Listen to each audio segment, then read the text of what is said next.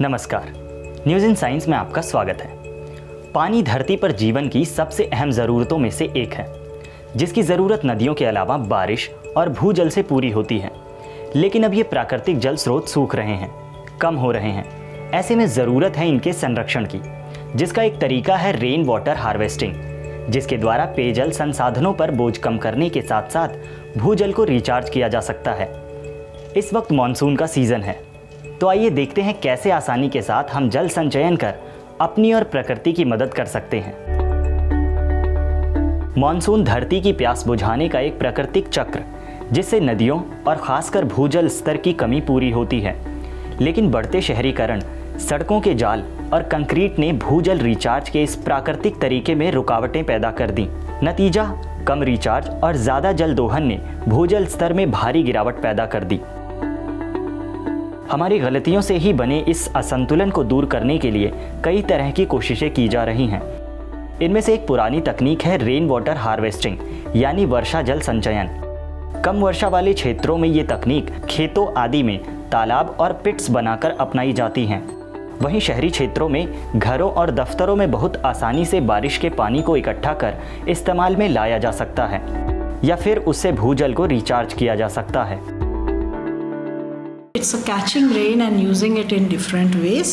It can be like just वर्षा जल संचयन एक तरह से पानी को जमा कर उसे इस्तेमाल में लाना है। हम किसी भी प्लास्टिक या सीमेंट टैंक में पानी को इकट्ठा कर सकते हैं और फिर उसका इस्तेमाल शौचालयों, सिंचाई, साफ सफाई और आदि में कर सकते हैं। cleaning, mopping. कुछ सूखाग्रस्त क्षेत्रों में उपयुक्त शोधन कर इसका पीने में भी उपयोग किया जा सकता है। वर्षा जल संचयन का मतलब होता है किसी माध्यम के द्वारा बारिश के पानी को जमा करना।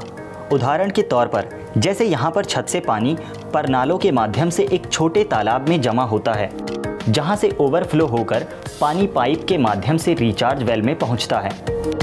रिचार्ज वेल या पिट में गिट्टी और रोड़ियाँ भरी जाती हैं, जो फिल्टर की तरह काम करती हैं। साथ ही इन कुओं में 10 मीटर गहरे पाइप्स भी लगाए गए हैं। पानी भरने पर इन पाइप्स के द्वारा पानी सीधा ज़मीन के अंदर पहुंचता है, जिससे आसपास का भूजल स्तर सामान्य करने में मदद मिलती है। इसके अलावा परिसर में बारिश के पानी के लिए अलग अलग स्थानों पर सोकवे पिट्स यानी गड्ढे बनाए गए हैं। परिसर का पानी भी इन पिट्स से रिस कर भूजल रिचार्ज के काम आता है। कोई भी सोकवे पिट्स आसानी से कम लागत में बना सकता है, या आप अपनी छत के पानी, उद्यान, पार्किंग या परिसर के पानी को डाइवर्ट कर एक बड़े रिचार्ज वेल भी बना सकते हैं। इस कोरोना महामारी ने भी हमें सिखाया है कि जल संचयन और संरक्षण कितना महत्वपूर्ण है। इतना ही नहीं, हम किचन और शौचालय से निकलने वाले पानी को भी उपयोग में ला सकते हैं।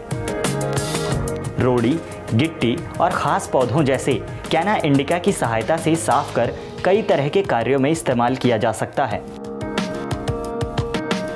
वाटर हार्वेस्टिंग बहुत आसानी और कम लागत में की जा सकती है।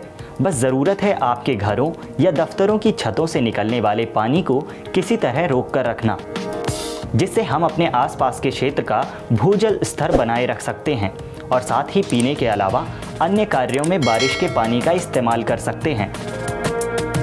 अगर पूरी सावधानी और विशेषज्ञों की मदद से सही फिल्टर लगाए जाएं, तो ये पानी पीने के भी काम आ सकता है। अगर आपको हमारा ये वीडियो अच्छा लगा तो इसे लाइक करें। अगर आप इस चैनल पर नए हैं तो इस चैनल को सब्सक्राइब करें, ताकि आपको हमारे लेटेस्ट वीडियो के अपडेट सबसे पहले मिलें। नमस्कार।